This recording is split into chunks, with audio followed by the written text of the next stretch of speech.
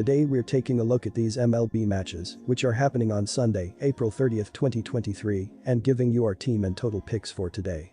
Welcome back to High Stakes. Before we dive into our video, don't forget to subscribe and to push the notification bell so you don't miss any of our videos.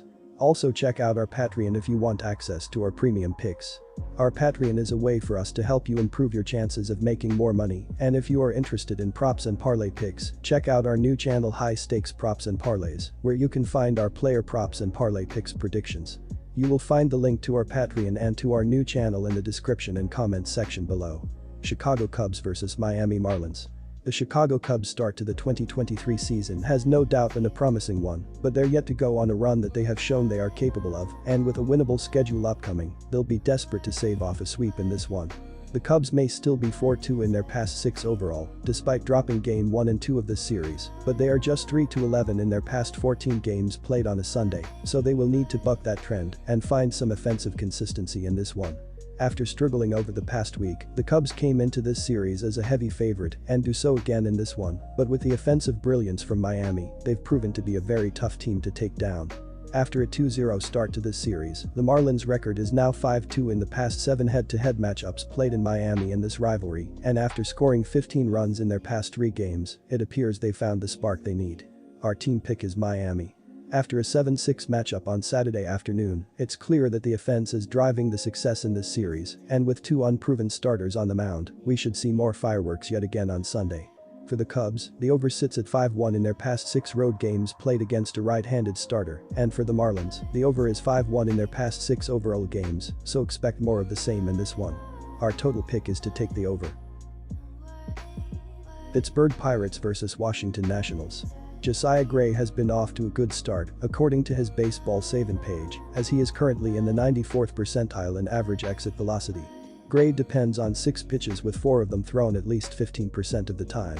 He faced the Pirates during the 2021 season and did not factor into the decision as he threw 5 innings and gave up 5 runs on 3 hits with 6 walks and 4 strikeouts in the outing. The Pirates were able to sweep the doubleheader on Saturday and force the Nationals to throw 9 innings out of their bullpen as the Pirates were red hot at the plate. Looking at the pitching side of things as a team, Pittsburgh is 6th in the majors with a 3.42 team ERA, while Washington is 22nd in MLB, currently with a 4.63 team ERA. The Pirates are the better team that is clicking on all cylinders this season and should dominate, so go with the Pittsburgh Pirates to pick up another victory here. Our team pick is Pittsburgh Pirates. Both teams have been making too many outs attempting to steal bases, as Pittsburgh has been caught stealing 9 different times, while Washington has 5 as a team right now.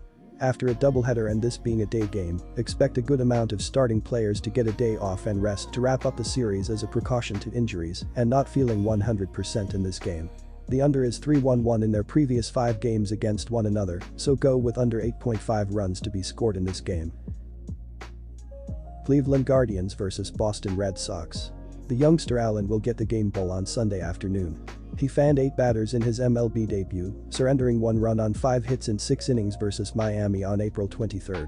For now, at least, the southpaw will stick with the big league squad as Cleveland waits on the return of injured starting pitchers Aaron Civale and Tristan McKenzie.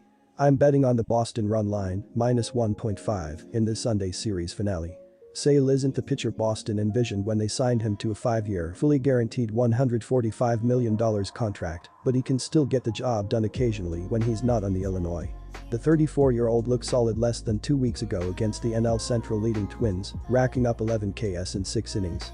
He lost his cool in Baltimore, but this Guardians lineup isn't as talented as the Twins or Orioles are. Furthermore, they're 1-7 in their last 8 games versus a left-handed starter. The Red Sox should fare well against the lefty Allen, who is making his first road start in the big leagues. Boston's splits against southpaws are good, and they're 36-17 in its last 53 home games versus a left-handed starter.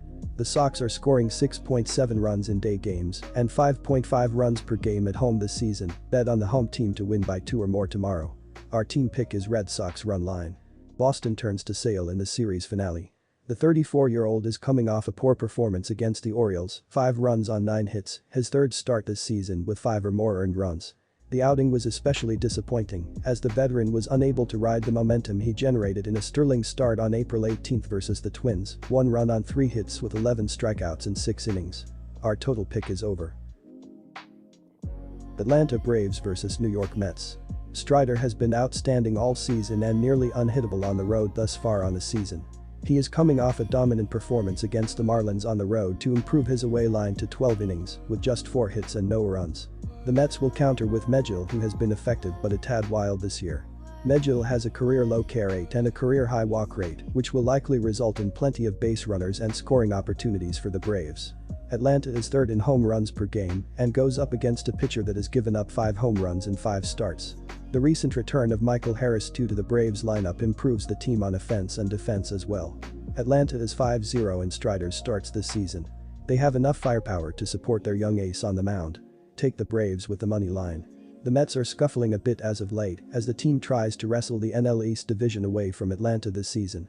The Mets continue to play without key starters Max Scherzer, out on suspension, and Justin Verlander, on the Illinois. New York was able to end a 4-game losing streak on Thursday night with a 9-8 win over the Nationals. In the series opener against Atlanta, the Mets fell 4-0 in the rain-shortened affair. The Mets could only generate 3 hits in 5 innings off Max Fried before the game was called. Our total pick is over. Seattle Mariners vs Toronto Blue Jays.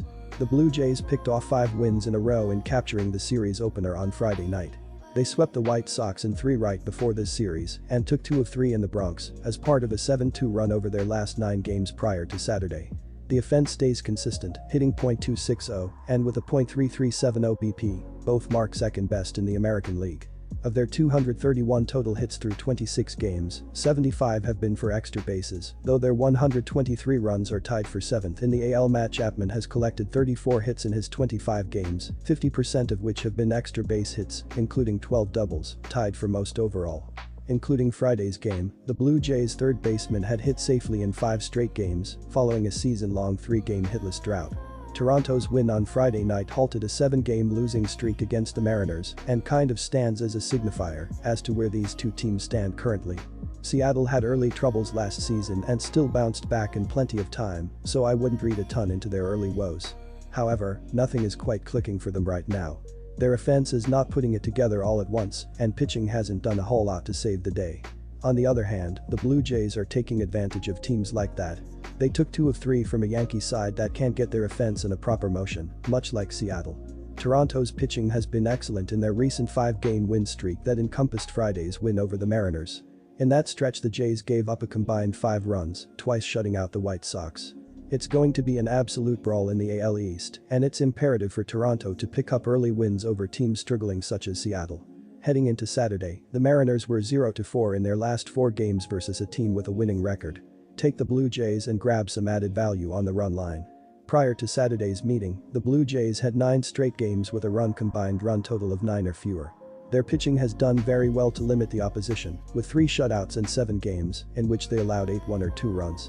The Mariners have struggled so far with strong pitching and have scored a total of 15 runs over their last 5 games. They have seen 13 of their games go under this season, including 3 of their last 4 and 5 of their last 8. In Gonzalez's last 8 road starts versus a team with a winning record, the under is 7-0-1, per covers.com. The under is also 6-1 in the last 7 meetings between these two in Toronto and 8-0-1 in the Blue Jays' last 9 overall. Take the under 9.5 runs.